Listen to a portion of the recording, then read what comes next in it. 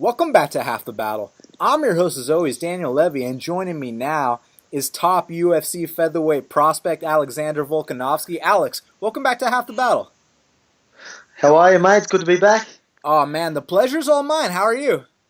Very good, very good. Training camp's going good, weight's going good, and just ready to get in there and do my thing. Well, you say training camp's going real good, but you just got a quick switch up. I heard that Jeremy Kennedy unfortunately pulled out of the fight. So who are you fighting now?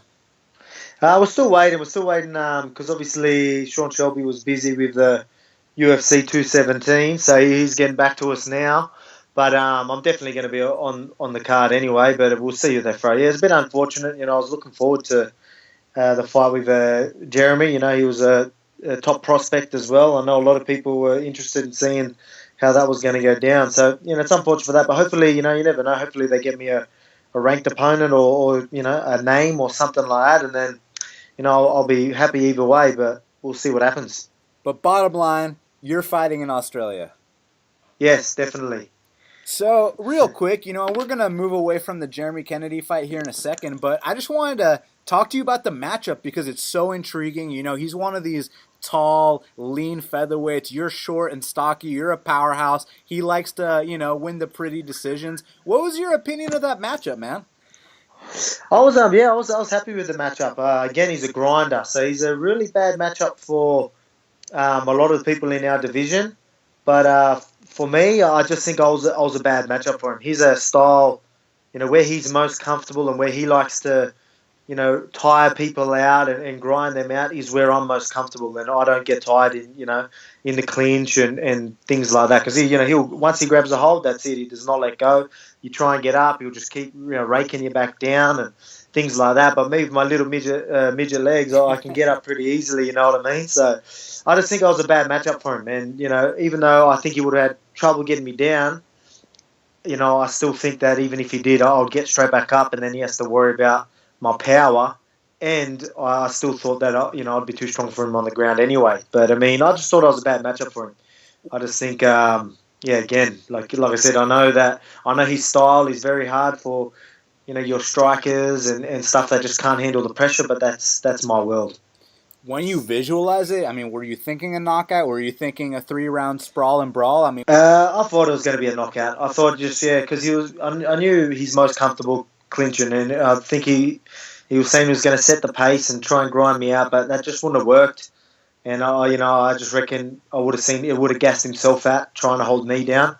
Again, I don't get tired there. I could do that all day. I train with people twice his weight, twice as strong, and I'm very comfortable. I do shark tanks a minute each with, I could do that for like 30 minutes on the wall because I'm very comfortable on the wall and on the ground. And that stuff doesn't gas me out. So I was preparing for that, I was putting myself in wars, getting ready for him, but it's not happening now. But either way, I like to stay 100% fit anyway, so I'll still be grinding and getting prepared for whoever's they put in front of me.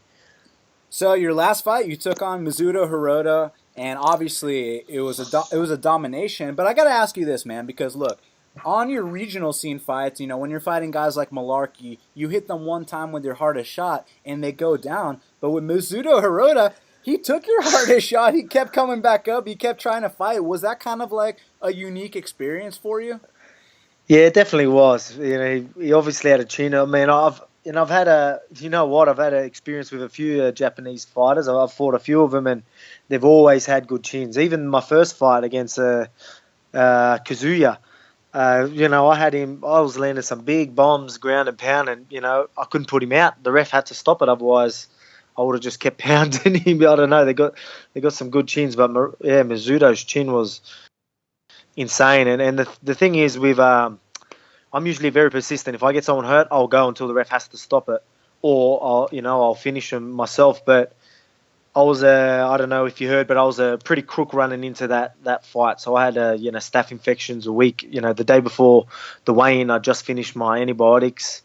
I had the flu the week before that. So my last 2 weeks was just a nightmare of a part of that part of the training camp. So I was like a bit worried that I was going to gas. So when I had him hurt, I tried to finish, but at the same time I was worried I was going to gas. So I started, put the foot off the pedal a little bit, and just thought, all right, that chance is gone. I'll wait for another, because I didn't want to gas, because I know Mizuto, he's a grinder himself, he's a pressure fighter, and I knew that he'll just keep coming. So I just thought, all right, I got to hold some of my energy, and fought a bit smarter because I knew I had to.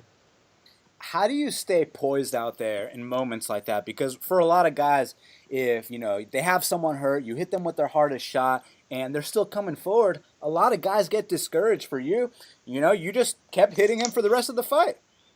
Yeah, well, that's it. Like I said, that's my world. These people that want to walk forward. I'm not really going to be put on the back foot. I'm going to throw bombs straight back at you. So it's just there. It's just how it's going to be for me. If someone wants to try and come forward to me, they're doing half the work for me. I want to put these fists in their chin, and if they're walking forward, they're doing half the job for me. So I know you get asked this question a lot, and it's probably really annoying, but I got to ask you, man, because look, you're having a ton of success at 145 pounds. A lot of people say you could drop to 35. I've heard you say that also. I mean, what's your opinion on it, man? I mean, are you trying to just stay here at 45, keep racking up the wins, or do you eventually want to make that move down?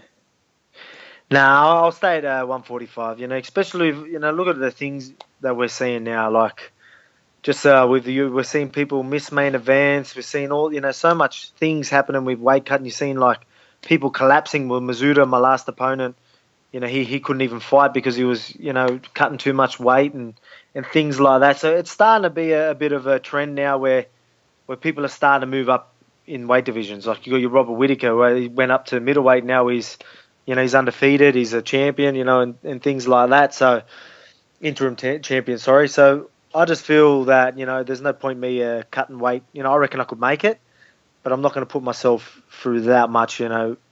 Through close to death just to make it, and then try and fight. I make a featherweight pretty comfortably, and I feel very strong at featherweight. So I'll just keep it at this weight. Yeah, it sounds like a good idea to be. And you mentioned Robert Whittaker, and actually, I was going to ask you because what's in the water over there, man? Because look, Australian MMA is looking more promising than ever. You got the champion Robert Whittaker. You got guys like yourself. Dan Kelly's in the top 15. Tyson Pedro. I mean, there's so many guys from Australia, New Zealand, killing it right now. I mean, what's going on over there? Oh, it's just it was always going to happen. I don't know, it's always been obviously in America, MMA, and Brazil, and all these MMA's been so big for so long.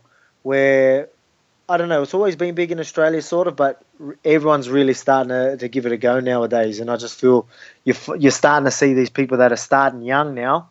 You know what I mean? They started training when they were early teens or even before then, and you're just going to keep seeing them. You know what I mean? These people are training from young now, where before it was an athlete would be like, oh yeah, I might just try some fighting and do that a couple of years, and then they fought. Where now these people are training martial arts their whole life and then getting into the sport, and it's just getting so big over here now.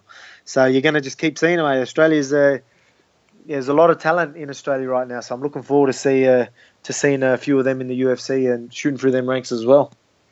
How are you feeling about your career progression, man? Because look, you're 15-1. You're on a massive win streak, 2-0 in the UFC. It seems like everything's going according to plan, right?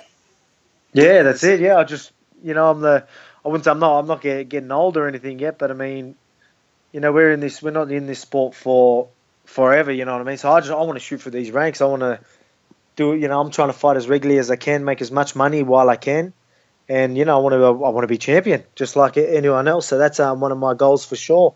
So I'm just gonna, that's why I want a ranked opponent. I'm sure Sean Shelby's going to throw a couple of names. I'm hoping there's a name, a decent name in there or a ranked opponent. Just like I said, I want things to speed up. You know what I mean? If I start taking out these top guys, then that's when the big fights come on, the money comes in, and and that's how I can really build my brand off that. Look, anyone that's been following your career knows that you're the kind of guy that'll fight anyone, anytime, any place. But if it were up to you, I mean, is there anyone specific that you want? Yeah, these top guys, yeah. I'd love any of them, to be honest with you. Whatever would put me, you know what I mean? Whatever's going to get me a few steps forward, you get what I mean? So I'm happy with any. I think I can beat anyone in the division, to be honest with you. And I'm still new to this sport. So, whoever they throw at me, I'll take it. But we'll just see. The bad boys, I've been calling these bad boys out, but I don't know. I've got to do a bit more research and see who's really playing the bad guy, so I can start, biting at their ankles so they bite back. Obviously, you're aiming for that title. That's the end goal here. And right now, the champion in your weight class is Max Holloway, and he's taking on Frankie Edgar. It's such an incredible matchup. I mean, who do you give the edge to in that one? Man, it's going to be a tough fight. I think Frankie Edgar. I love Frankie Edgar. He puts a great pressure. I love his style of fighting. It's similar to mine, like where when I'm fit and I like to really put that pressure on.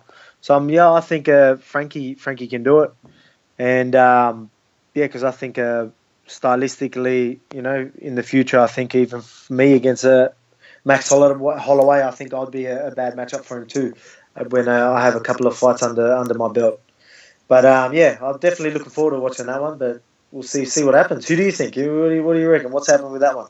Honestly, man, I'm liking Holloway, and I'll tell you why. And I'm a lifelong fan of Frankie Edgar. I mean, this is when I saw him fight Tyson Griffin, I was like, one day this dude's going to be champion. How can you not root for a guy like Frankie Edgar? I just feel like it's Max Holloway's time. He, like with a lot of guys like Frankie Edgar, his base is wrestling. A guy like Wonder Boy, Yep. His base is karate. But a guy like Max Holloway, his base is MMA, and I think that the youth, the length, I think that's going to be the difference. But there's only one way to find out. That's why we watch the sport, right, Alex?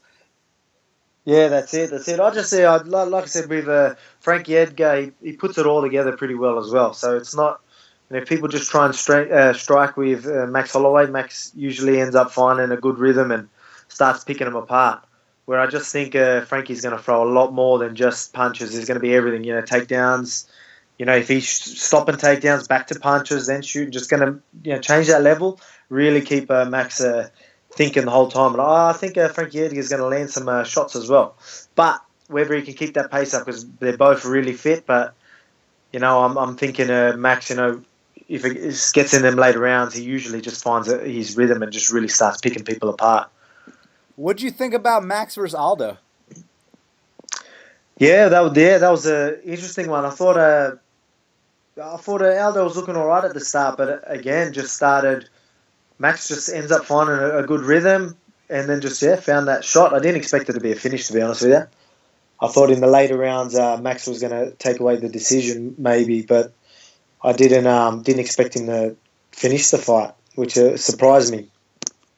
Yeah, that was a very impressive performance. Well, Alex, before I let you go, man, I told the fans you were going to be on Half the Battle, and one thing they really wanted to know is, when's Alex Volkanovski going to make his USA debut? Mate, we're pushing for it. No, we're pushing for it.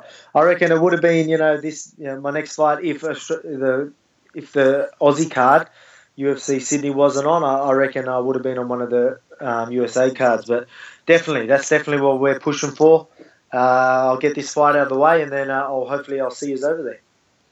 Yes, sir. Well, Alex, I want to thank you so much for taking the time to speak with me right here, right now, on Half the Battle. The fans can follow you at Alex Volkanovski. Any message for the fans before we go? Yep. Make sure you tune in November 19th or November 18th for you guys, I think it is. Tune in because, again, I'm always looking for that finish and you don't want to miss it. Alex, thanks again for the time and best of luck in the next step. No worries at all. Thank you.